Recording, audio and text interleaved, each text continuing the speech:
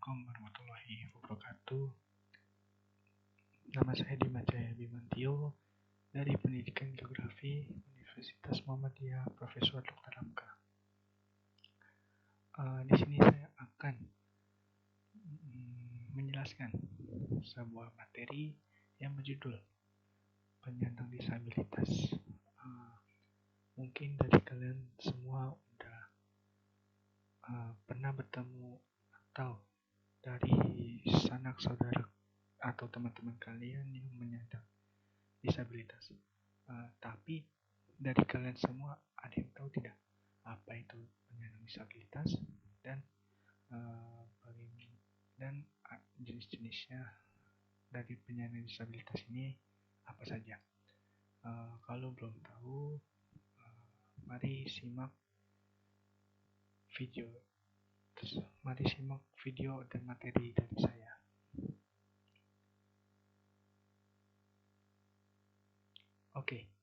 Penyandang disabilitas itu merupakan orang yang memiliki keterbatasan fisik, mental, intelektual, atau sensorik dalam jangka waktu yang lama yang dalam berinteraksi dengan lingkungan dan sikap masyarakatnya dapat menemui hambatan yang menyulitkan untuk berpartisipasi penuh dan efektif berdasarkan kesamaan hak menurut Undang-Undang Nomor 19 Tahun 2011 tentang pengesahan hak-hak penyandang disabilitas.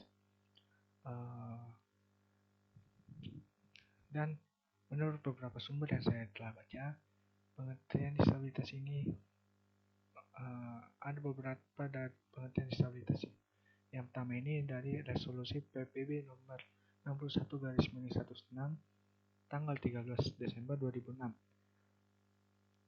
yang dimana penyandang disabilitas merupakan setiap orang yang tidak mampu menjamin dirinya sendiri, seluruh atau sebagian kebutuhan individual, normal, dan atau kehidupan sosial sebagai hasil dari kecacatan mereka, baik yang bersifat bawaan maupun tidak, dalam hal kemampuan fisik atau mentalnya.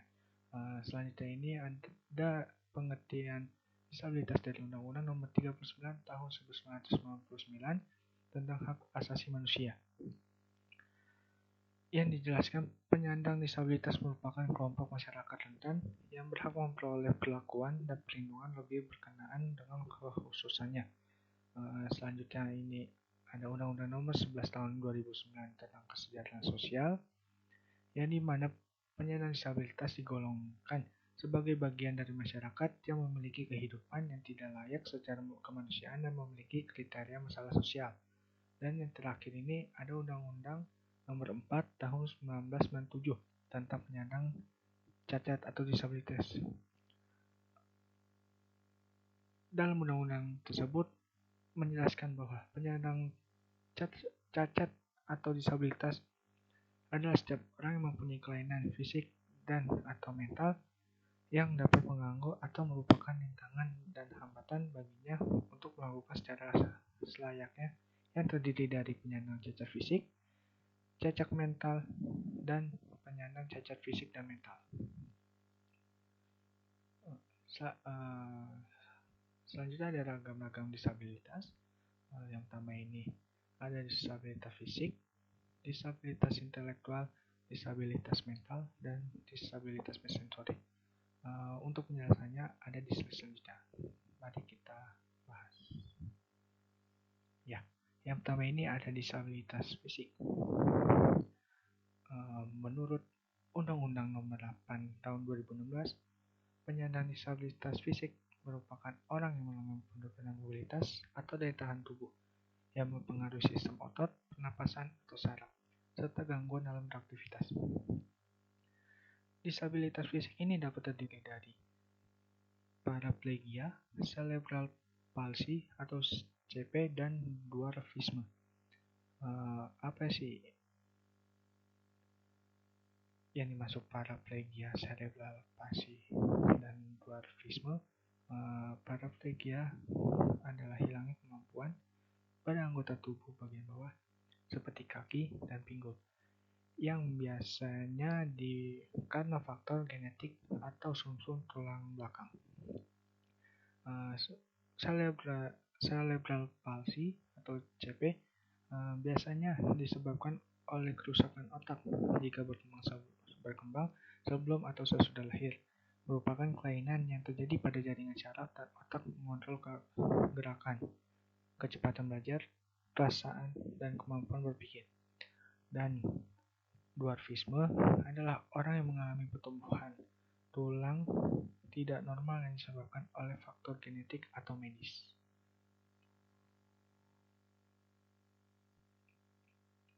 Nah, yang selanjutnya ini ada disabilitas intelektual. Disabilitas intelektual ini merupakan individu yang mengalami gangguan pada fungsi kognitif karena tingkat kecerdasan di bawah rata-rata. Menurut WHO mengatakan disabilitas intelektual sebagai berkurangnya kemampuan dalam memahami informasi baru, belajar, dan menerapkan keterampilan baru. Disabilitas intelektual disebabkan oleh faktor internal seperti genetik dan kesehatan. Namun faktor eksternal seperti keluarga dan lingkungan mampu mendukung perkembangan individu dengan disabilitas intelektual. Disabilitas intelektual dapat dibagi menjadi 3 ragam, yaitu gangguan kemampuan belajar, tunagrahita, dan Down syndrome.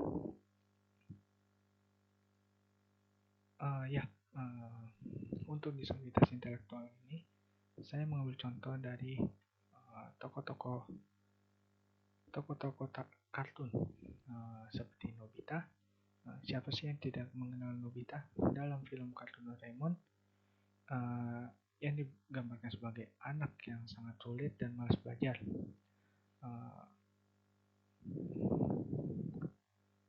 Nobita ini masuk ke dalam disabilitas intelektual kesulitan belajar seperti disleksia, disgrafia, dan diskalkulia. Apa sih pengertian dari disleksia, disgrafia, dan diskalkulia? Disleksia merupakan gangguan yang menyebabkan seseorang kesulitan dalam membaca, menulis, dan mengeja. Terus disgrafia atau gangguan belajar yang membuat seseorang kesulitan menuliskan atau mengekspresikan pikiran dan perasaannya dalam tulisan. Terus yang selanjutnya ini ada diskalkulia, adalah gangguan yang menyebabkan seseorang kesulitan untuk menghitung dan melakukan operasi matematika. Selanjutnya tokoh kartun yang kedua ini ada Ijat. Tokoh yang ada di Upin Ipin ini mengalami disabilitas intelektual yaitu speech delay yang dapat diartikan sebagai kondisi di mana seseorang individu mengalami keterlambatan bicara atau gangguan komunikasi sehingga tidak mampu memahami apa yang dikatakan orang lain dan kesulitan belajar.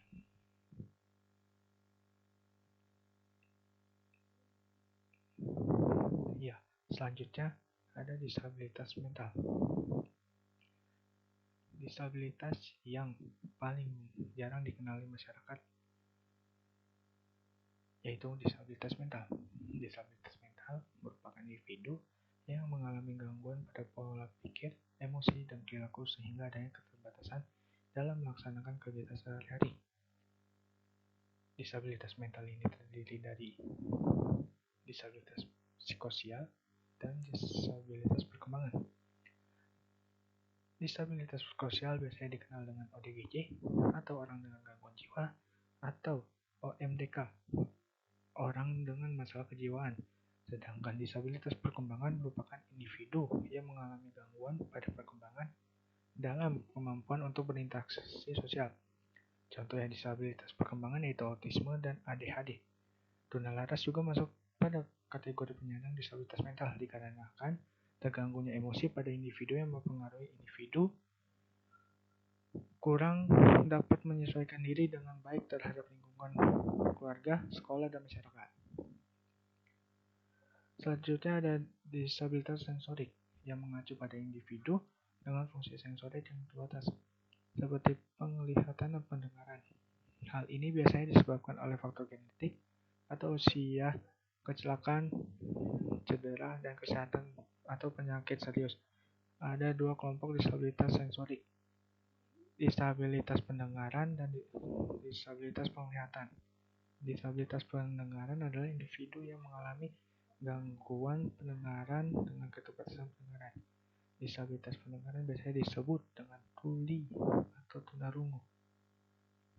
Terus, sedangkan disabilitas penglihatan yaitu orang yang penglihatannya terbatas. Disabilitas penglihatan sering disebut sebagai tunanetra. Selanjutnya ada asas dan hak penyandang disabilitas. Menurut Rahayu dan kawan-kawan, terdapat 4 asas yang dapat menjamin kemudahan atau aksesibilitas penyandang disabilitas yang mutlak harus dipenuhi, yaitu sebagai berikut. Yaitu ada asas kemudahan, yaitu setiap orang yang dapat mencapai semua tempat atau bangunan yang bersifat umum dalam suatu lingkungan. Asas kegunaan, yaitu semua orang dapat mempergunakan semua tempat atau bangunan yang bersifat umum dalam suatu lingkungan. Asas keselamatan, yaitu setiap bangunan dalam suatu lingkungan terbangun harus memperhatikan keselamatan bagi semua orang termasuk disabilitas. Asas kemandirian, yaitu setiap orang harus bisa mencapai dan masuk untuk mempergunakan semua tempat atau bangunan dalam suatu lingkungan dengan tanpa membutuhkan bantuan orang lain. Nah, menurut pasal 41 ayat 2 Undang-Undang Nomor 39 Tahun 1999 tentang hak asasi manusia mengatur bahwa setiap penyandang cacat atau disabilitas, orang yang berusia lanjut, wanita hamil, dan anak-anak berhak memperoleh kemudahan dan perilaku khusus. Berdasarkan hal tersebut, maka penyandang disabilitas berhak atas penyediaan sarana aksesibilitas yang menunjang kemandiriannya, kesamaan kesempatan dalam pendidikan, kesamaan kesempatan dalam ketenaga kerjaan, rehabilitas bantuan sosial, dan pemeliharaan taraf kesejahteraan sosial. Dalam hal ini yang dimaksud rehabilitas meliputi rehabilitas medik, rehabilitas pendidikan, rehabilitas pelatihan, dan rehabilitas sosial. Dan menurut pasal 6 Undang-Undang Nomor 4 Tahun 1997 tentang penyandang cacat, ditegaskan bahwa setiap penyandang cacat atau disabilitas berhak memperoleh: pertama, pendidikan pada semua satuan, jalur jenis dan jenjang pendidikan. Kedua, pekerjaan dan penghidupan yang layak sesuai dengan jenis dan derajat kecacatan pendidikan dan kemampuannya. Tiga, perlakuan yang sama untuk berperan dalam pembangunan dan menikmati hasil-hasilnya. Aksesibilitas dalam rangka kemandiriannya. 4, rehabilitas bantuan sosial dan pemeliharaan taraf kesejahteraan sosial. 5, hak yang sama untuk menumbuh kembangkan bakat, kemampuan, dan kehidupan sosialnya, terutama bagi penyandang cacat anak dalam lingkungan keluarga dan masyarakat. Ya, ada sedikit quotes dari saya, yaitu tak ada manusia yang sempurna, setiap kelebihan pasti ada kekurangan, dan setiap kekurangan pasti ada kelebihan. Ya, semoga dengan materi yang saya telah jelaskan atau dengan video ini kalian yang menonton bisa